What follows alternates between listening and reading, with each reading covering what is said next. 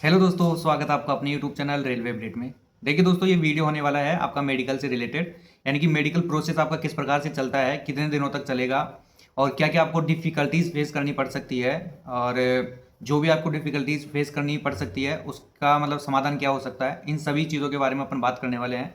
जिन दोस्तों ने LASIK surgery करवा रखी है ना, लास्ट में उनके बारे में एक बार बात करेंगे कि उनको क्या क्या डिफ़िकल्टीज हो सकती है।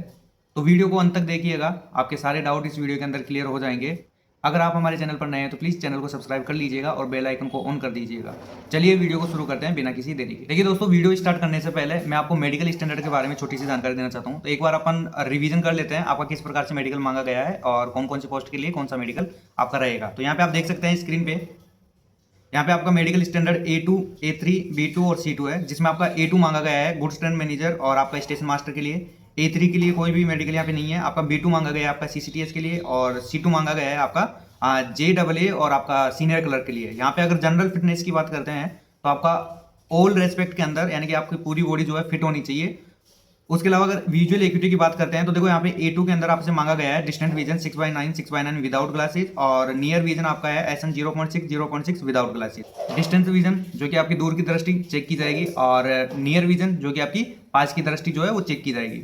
उसके अलावा आपको देखो यहाँ पे अलग से टेस्ट और दे रखे हैं, जिसमें बोला गया है कि आपको colour vision, binocular vision, night vision और मायोपिक विजन, ये चारों टेस्ट जो है ये भी आपको A2 में फिट होनी चाहिए, यानी कि ये पास करनी चाहिए। A3 में आपको 6/9 डिस्टेंस विजन है, विथ और विदाउट ग्लासेस दिया हुआ है। पावर लेंस यहाँ पे बोला गया है आपकी जो है 2 डायोप्टर से ज़्यादा नहीं होनी चाहिए। देखिए आप A2 में देखेंगे तो यहाँ पे आपकी जो है पावर से रिलेटेड कोई भी बात नहीं की गई है, इसका मतलब A2 के अंदर आपका पावर नहीं चलेगा। समझ रहे हैं? 6/9 आपकी नॉर्मली होनी चाहिए, इसमें पावर का कोई नहीं चलेगा। बाकी A3 में देखो यहाँ पे पावर के लिए बोला गया है 2 डायोप्टर जो है उससे ज़्यादा एग्जिट नहीं होना चाहिए। 2 डायोप्टर का मतलब होता है जिसमें आपका -1 से लेके और -2 तक और +1 से लेके +2 तक हो सकता है। नियर विजन की बात करते हैं इसमें, तो नियर विजन भी आप देख सकते हैं SN 0.6 विथ और विदाउट ग्लासेस है। और यहाँ पे भी आपको कुछ टेस्ट पास करने हैं, जिसमें आपका कलर विजन है, बाइनोकुलर विजन है और नाइट विजन है एंड मायोपिक विजन है। A3 में भी आपको चारों विजन है, ये क्लियर करने पड़ेंगे। अब B2 की बात करते हैं तो B2 में देखो आप देख सकते हैं डिस्टेंस विजन जो है 6/9 विथ और विदाउट ग्लासेस है। पावर लेंस यहाँ पे बोला गया है कि 4 डायोप्टर से ज़्यादा एग्जिट नहीं होनी चाहिए। नियर विजन में आपका 0.6 है, यानी कि सभी में नियर विजन आपका नॉर्मल रहेगा, जो नॉर्मल रहता है 25 सेंटीमीटर से आपको वस्तुएं दिखनी चाहिए, अच्छी तरह आप रीड करनी चाहिए।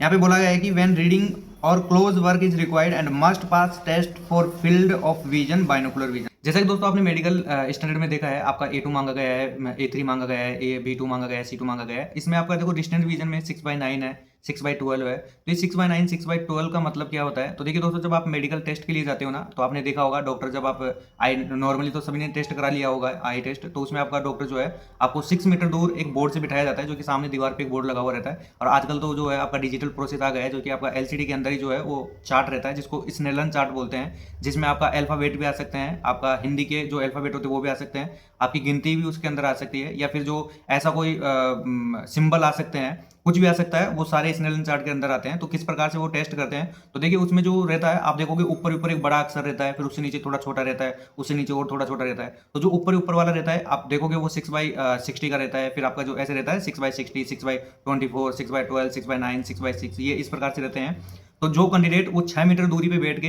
डॉक्टर आपको 6 मीटर दूरी पे बिठाएगा, या फिर मान लीजिए जहाँ पे जगह कम है तो वहाँ पे आपको क्या करेगा, पीछे मतलब 3 मीटर पे बिठाएगा, पीछे आपका स्नेलन जो बोर्ड रहता है वो रहेगा, सामने आपको मिरर लगा देगा, तो वो 3 और 3 करके 6 हो जाएगी और आपको मिरर में देख के बताना पड़ेगा, वो जो जितने भी अक्षर दिए हुए हैं वो सारे पढ़ने पड़ेंगे। अगर मान लीजिए आप वो छोटी वाली लाइन पढ़ लेते हैं तो आपकी आई जो है 6/6 है, या फिर उससे ऊपर वाले आप पढ़ते हैं, नीचे वाली नहीं पढ़ पाते हैं, तो आपकी 6/9 रहेगी। तो इस प्रकार से जो है आपको मेडिकल के अंदर कंसिडर किया जाता है और आपकी आई टेस्ट की जाती है। तो आप घर पे बैठ के भी है ना ये आई टेस्ट आप कर सकते हो। अच्छा, आई टेस्ट ही नहीं, आप हमको जितने सिखा भी दिया है। मेडिकल में जो आपका प्रोसेस होने वाला है उनमें मोस्टली चीज़ें आप घर पे बैठ के कर सकते हो, ताकि जो है आपको आइडिया हो जाएगा कि आप मेडिकल में अनफिट नहीं होगे। बाकी अगर आप डॉक्टर से जाके एक बार मेडिकल करवा लेते हैं तो आपके लिए बेस्ट रहेगा। जब आप मेडिकल कराने जा रहे हो ना, उससे पहले एक बार डॉक्टर के, नॉर्मली जो डॉक्टर है आपका सरकारी हॉस्पिटल में चले जाओ या फिर आपका प्राइवेट में चले जाओ, वहाँ पे जाके जो है मैं जो ये टेस्ट बता रहा हूँ एक बार ये जाके करवा लीजिएगा, ताकि आपको क्या रहेगा, तसल्ली रहेगी और जब आप एग्जाम देने टेस्ट मेडिकल टेस्ट देने जा रहे होंगे ना, उस टाइम पे आपको ज़्यादा घबराहट नहीं होगी। तो ये आपके लिए वहाँ पे प्लस पॉइंट रहेगा। तो ये तो था दोस्तों आपका मेडिकल स्टैंडर्ड के बारे में। अब बात करते हैं आपका मेडिकल प्रोसेस, यानी कि रेलवे के अंदर किस प्रकार से प्रोसेस चलता है।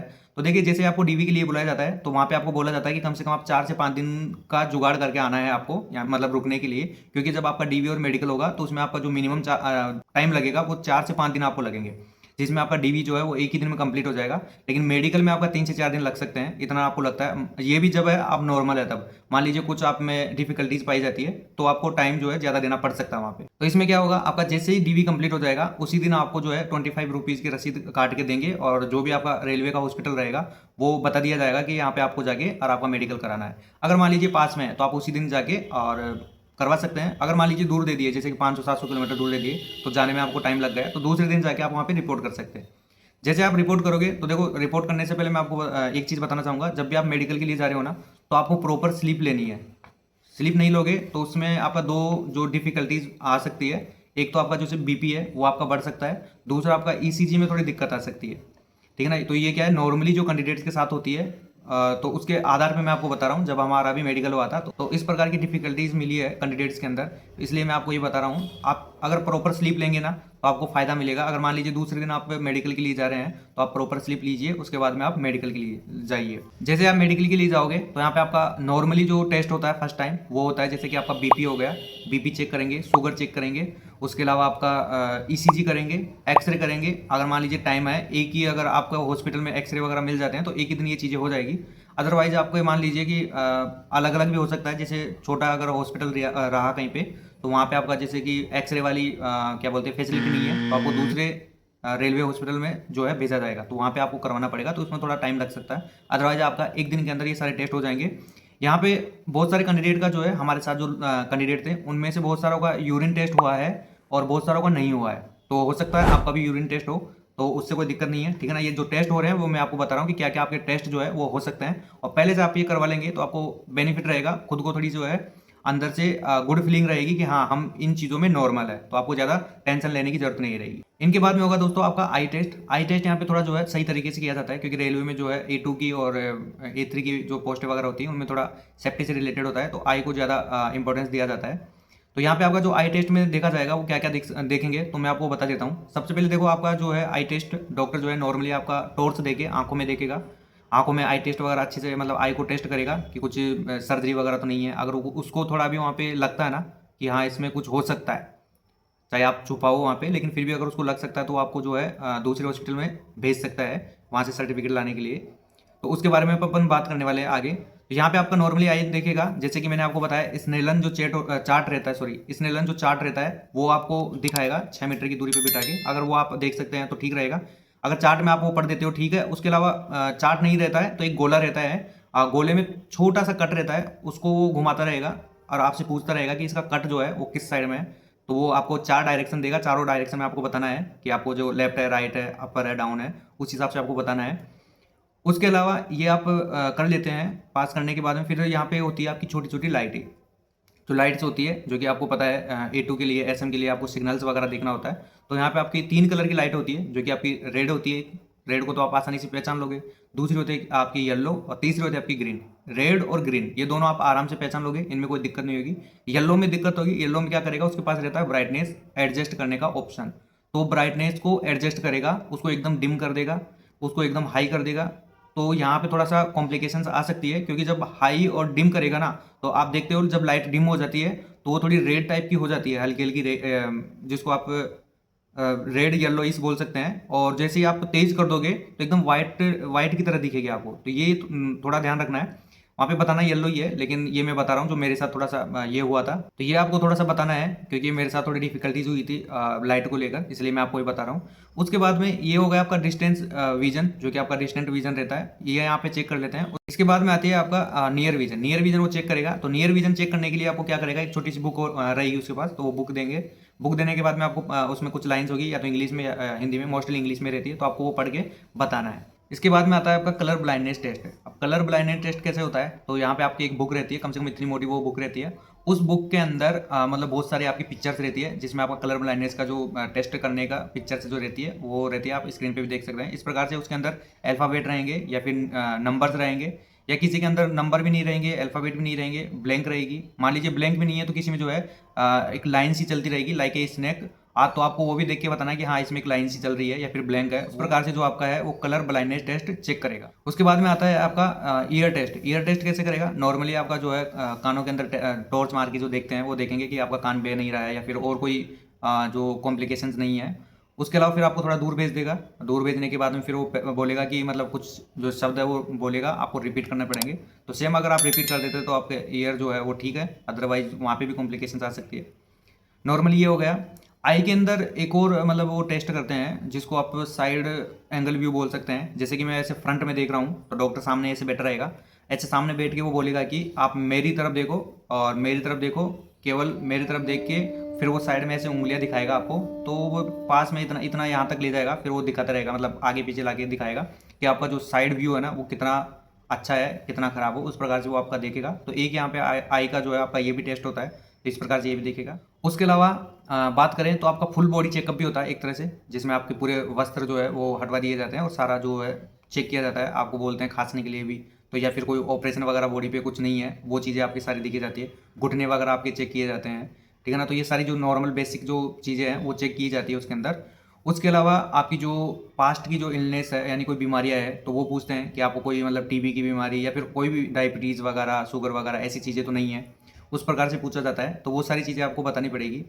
ये सब चीज़ें कंप्लीट होने के बाद में अगर मान लीजिए यहाँ पे सब कुछ नॉर्मल है, तो नॉर्मल है तो आपको भेज दिया जाएगा दूसरे हॉस्पिटल में, क्योंकि गवर्नमेंट जो रेलवे के गवर्नमेंट हॉस्पिटल है वहाँ पे आपके जो कुछ फैसिलिटीज़ नहीं है, तो आई के लिए वो आपको भेजा जाता है दूसरे हॉस्पिटल में, प्राइवेट हॉस्पिटल में। वहाँ पे आपको पैसे देने होते हैं 200-250 रुपये जो भी आपके लगेंगे।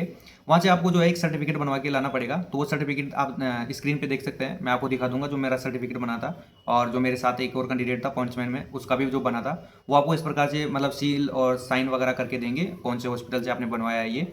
वहाँ पे आपकी जो आई टेस्ट होती है नॉर्मली वो टेस्ट होगा। आपका जो कुछ लेजर वेजर का चेक होता है तो वो आपका चेक होगा नॉर्मली। वो चेक होने के बाद में आपको वो परफॉर्मा ला के वापस से वहीं पे डॉक्टर को जमा कराना होता है। ये तो हो गया दोस्तों नॉर्मल। अगर मान लीजिए कुछ डिफिकल्टीज पाई जाती है, जैसे मान लीजिए एक्सरे के अंदर या फिर आपकी आई के अंदर, तो आपको है ना जो रेलवे का बड़ा हॉस्पिटल है, या तो मान लीजिए कि आपका पहले से बड़े हॉस्पिटल में हो रहा है तो आपको वहीं पे हो जाएगा। अगर मान लीजिए जहाँ पे छोटे हॉस्पिटल में आपका मेडिकल हो रहा है तो वो आपको बड़े हॉस्पिटल में जो है भेज दिए जाएंगे। वहाँ पे आपको देखेंगे कुछ कॉम्प्लिकेशंस है नहीं है, वहाँ पे प्रॉपर आपको टाइम देते हैं। जैसे कि मान लीजिए आपकी बीपी है, बीपी आपकी हाई आ गई तो आपसे पूछेगा कि आपको बीपी की थोड़ी दिक्कत तो थोड़ी है, लो की या हाई की जो भी है। नॉर्मली लो तो किसी की होती नहीं है, उस टाइम पे सभी की हाई होती है। तो उस टाइम पे आपसे पूछा जाता है कि आपकी हाई है बीपी मतलब वगैरह रहती है, तो नहीं रहती है तो देखेंगे वो दोबारा चेक करेंगे। मान लीजिए अगर नॉर्मल से थोड़ा ज़्यादा आ रहा है या उनको लग रहा है कि हाँ ये थोड़ी हाई आ रही है, तो या तो आपको रिलैक्स करने के लिए भेज देंगे, दूसरे दिन बुलाएंगे कि आप दूसरे दिन आराम से रिलैक्स करके प्रॉपर नींद लेके फिर आइएगा। इसलिए मैंने आपको फर्स्ट टाइम भी बोला है जब वीडियो स्टार्ट कर रहा था मैं, कि आपको प्रॉपर नींद लेनी है जब आप मेडिकल के लिए जा रहे हो। तो उसमें क्या होगा ना कि आपका जो बीपी वगैरह है ये सब कंट्रोल रहेगा। ये तो दोस्तों प्रोसेस हो गया आपका मेडिकल का, किस किस प्रकार से आपका जो है मेडिकल होता है। अब यहाँ पे चीज़ें क्या क्या ध्यान रखनी होती है वो मैं आपको बता देता हूँ। देखो सबसे पहले जब आप जाओगे तो आपको प्रॉपर स्लीप लेनी है। दूसरा, जब आप वापस जाओगे तो कैंडिडेट्स को देख के, एक दूसरे को देख के आपको घबराना नहीं है कि भाई कैसा हो रहा है क्या हो रहा है। नॉर्मली टेस्ट होता है, फर्क इतना सा है कि अपन को पोस्ट के लिए वो जो मतलब पोस्ट के लिए मेडिकल करा रहे होते हैं तो अपने अंदर थोड़ा सा डर रहता है कि कुछ गलत ना हो जाए। तो इसलिए मैं बोला आप पहले से अगर टेस्ट करा लोगे ना तो आपको अंदर विश्वास रहेगा कि हाँ मेरा ऑलरेडी नॉर्मल है सब कुछ, तो आपको ज़्यादा घबराहट नहीं होगी। अगर नहीं कराओगे तो आपको थोड़ी घबराहट रहेगी, और वो घबराहट नहीं करनी, उससे आपका दो तीन चीज़ें बिगड़ सकती है। एक तो आपका जो ब्लड प्रेशर है वो बिगड़ सकता है। बाकी हो सकता है कि जैसे कि आपका ईसीजी में भी दिक्कत आ जाए, वैसे नॉर्मली आती नहीं है लेकिन आ जाए। तो ये चीज़ें आपको थोड़ी सी ध्यान रखने योग्य बातें हैं कि आपको अच्छी तरह ये ध्यान रखने पड़ेंगे, तब जाके आपका जो है मेडिकल आराम से हो जाएगा क्लियर, कोई दिक्कत नहीं रहेगी। अब बात कर लेते हैं दोस्तों आपका लेसिक सर्जरी वाले कैंडिडेट्स के लिए। तो देखिए दोस्तों यहाँ पे आपका नोटिफिकेशन के अंदर एक पैराग्राफ दिया हुआ था, यानी कि ऐसे कैंडिडेट जो कि आपके लेसिक सर्जरी करवा रखे हैं या फिर कोई अदर सर्जरी करा रखे हैं वो B2 और C2 के लिए एलिजिबल है। लेकिन यहाँ पे आपका जो एक लेटर बोर्ड दिया हुआ है आपका रेलवे का, उसके अंदर अनेक्जर 8 है, उसके अंदर जो है आपकी शर्तें दी हुई है यानी कंडीशंस दी हुई है। तो उस कंडीशंस को वो अगर फॉलो करेगा तो वो एलिजिबल है, अदरवाइज वो एलिजिबल नहीं है। तो इसके लिए मैंने एक वीडियो बना रखा ऑलरेडी लेसिक सर्जरी से रिगार्डिंग, आप वीडियो जाके देख सकते हैं। वहाँ पे जो लेटर है उसके रिगार्डिंग क्या क्या वो एलिजिबिलिटीज मांगी गई है वो मैंने उसमें बताया है। अब बात आती है दोस्तों कि जैसे कि किसी ने मतलब बहुत सारे दोस्त हैं मेरे को कमेंट करके पूछ रहे हैं कि मैंने लेसिक सर्जरी करवा रखी है तो मेडिकल में स्टेशन मास्टर के लिए दिक्कत आएगी क्या। तो देखिए दोस्तों यहाँ पे मेरा एक दोस्त है वो अभी प्रेजेंट में स्टेशन मास्टर ही है और वो प्रॉपर ड्यूटी कर रहा है। तो उसने भी आपका लेसिक सर्जरी करवाया था। लेकिन देखो यहाँ पे आपका लेजर जो सर्जरी होती है इसमें शायद 3-4 जो प्रकार रहते हैं आपके अलग अलग। लेसिक सर्जरी है, या फिर आपका क्या बोलते हैं इसको, स्माइल सर्जरी है, या फिर आपका कॉन्ट्रा, या फिर ईपीआई कॉन्ट्रा करके ऐसे सर्जरी रहती है। तो ये सर्जरीज आपकी आई के लिए रहती है। तो इसमें जो उस कैंडिडेट ने करवा रखी थी, जो मेरा दोस्त था, उसने ईपीआई कॉन्ट्रा करा रखा है। ठीक है, ईपीआई कॉन्ट्रा करा रखा था, लेकिन डॉक्टर ने पहले बोल दिया था कि ये है ना बहुत कम आपकी जो है जांच में पकड़ी जाएगी, पकड़ी नहीं जाएगी। नॉर्मली वो आंख में डॉक्टर उसको दवाई वगैरह दिए थे तो नॉर्मली डालता भी था। तो उसको थोड़ा सा ये इशू भी हुआ था, इस कारण से उसको 2-4 दिन एक्स्ट्रा रोका गया था, लेकिन फाइनली उसका जो है मेडिकल फिट हो गया था। तो ऐसे कैंडिडेट, अब मेरे को पता नहीं आप कौन सी सर्जरी करवा रखे हैं, तो आप अपने डॉक्टर से एक बार जिससे करवाए हैं उनसे थोड़ा कंसल्ट कीजिएगा, उनसे पूछिएगा कि मतलब ये पकड़ी जा सकती है या नहीं पकड़ी जा सकती है, क्योंकि मैं नहीं बता सकता। मैंने केवल जो फेस किया है, जो देखा है, जो दोस्तों के साथ हुआ है, वो चीज़ें मैं आपको यहाँ पे डिलीवर कर रहा हूँ। तो आप उसके आधार पे अंदाज लगा सकते हैं कि पकड़े जाएंगे या नहीं पकड़े जाएंगे। ठीक है ना, इसीलिए मैंने आपको कमेंट में जवाब नहीं दिया था, क्योंकि रॉन्ग कमेंट मतलब रॉन्ग जवाब देने से कोई मतलब नहीं है। मैं सोच रहा था कि वीडियो बना के लाऊंगा आपका मेडिकल से रिलेटेड, तो उसके अंदर मैं बता दूंगा। तो यहाँ पे ये चीज़ है, अगर मान लीजिए आपका ईपीआई कॉन्ट्रा आपने करा रखा है नॉर्मली, तो वो चांस बहुत कम है जो पकड़े जाएंगे। बहुत क्या, नहीं के बराबर है। मैंने आपको बताया, मेरा दोस्त है वो ड्यूटी कर रहा है प्रॉपर अभी मेरे साथ ही। ठीक है ना, तो ये चीज़ आपकी, आई होप यहाँ पे आपकी क्लियर हुई होगी। ये है दोस्तों आपका रेलवे का मेडिकल प्रोसेस, जो कि मैंने आपको सिंपल और आसान तरीके से बताने की कोशिश की है। तो अगर आप पहले से कुछ अपना ये चीज़ें करा लेते हो, कुछ टेस्ट इनमें होते हैं जो आप करा लेते हो, तो आपको बहुत सारी हेल्प मिलेगी, ताकि मेन जब आप मेडिकल के लिए जा रहे हो तो आपको वहाँ पे दिक्कत ना हो। तो आई होप आप लोगों के लिए ये वीडियो हेल्पफुल रहा होगा। अगर वीडियो पसंद आए तो दोस्तों लाइक कीजिएगा और अपने दोस्तों के साथ शेयर कीजिएगा। अगर हमारे चैनल पर नए हैं तो प्लीज़ चैनल को सब्सक्राइब कर लीजिएगा, ताकि आपको और भी अपडेट्स जो है वो एग्जाम से रिलेटेड मिलती रहे। अगर फिर भी कोई डाउट रहता है तो आप मेरे को कमेंट कर सकते हैं, या फिर मेरा टेलीग्राम ज्वाइन कर सकते हैं, जो कि डिस्क्रिप्शन के अंदर लिंक दिया हुआ है, या फिर मैं कमेंट में भी आपका जो है इसका लिंक पिन कर दूंगा। तो आप वहाँ से भी जाके उसको ज्वाइन कर सकते हैं। वहाँ से मेरे को आप जो भी आपकी क्वेरीज है वो पूछ सकते हैं, जितनी पॉसिबल होगी तो मैं आपका जो है रिप्लाई करूंगा। ठीक है ना दोस्तों, तो मिलते हैं अगले वीडियो में। धन्यवाद दोस्तों।